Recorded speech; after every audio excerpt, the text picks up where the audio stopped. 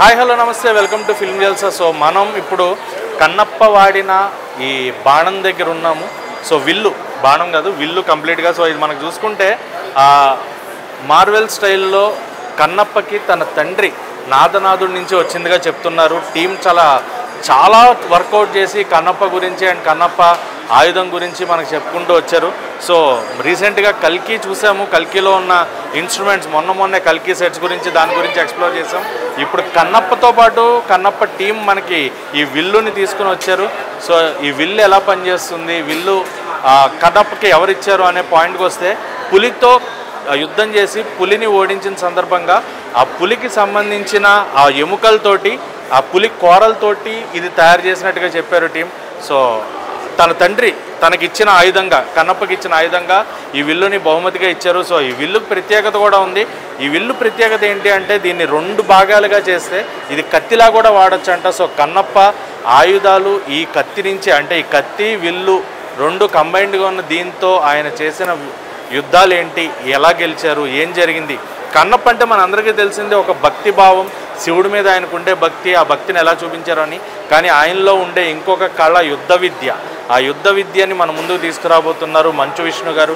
So ఇందులో ఒక actor కాదు, మోహన్ లాల్ గారు, అక్షయ్ కుమార్ గారు అండ్ మనందరికీ ఇష్టమైన మన రెబల్ స్టార్ ప్రభాస్ గారు ఉన్నారు. సో ప్రభాస్ గారు రీసెంట్గా వచ్చిన టీజర్లో ఆయన కళ్ళు చూపించారు, ఆ కళ్ళతోనే ఇంపాక్ట్ క్రియేట్ చేశారు.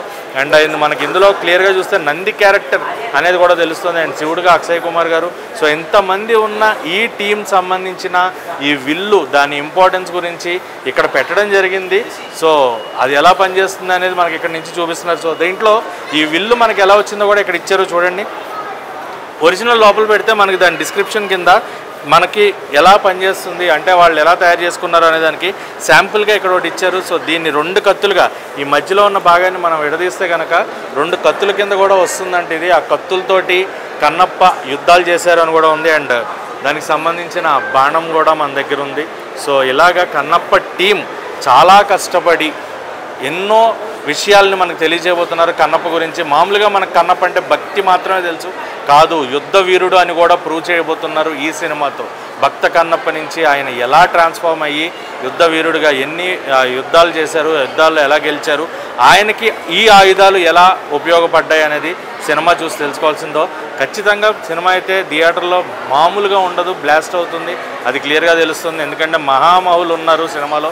సో వాళ్ళందరితో పాటు కన్నప్ప ఖచ్చితంగా ఒక సెన్సేషనే క్రియేట్ చేయబోతుంది.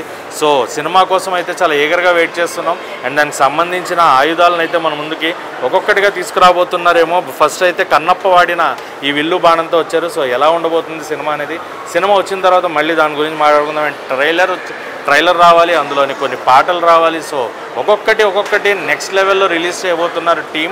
సో ఎలా ఉండబోతుంది అనేది సినిమా వచ్చిన తర్వాత, ట్రైలర్ అండ్ సాంగ్స్ రిలీజ్ అయిన తర్వాత మళ్ళీ ఇంకా కన్నప్ప విషయాలు మనం మాట్లాడుకోవాల్సి ఉంది.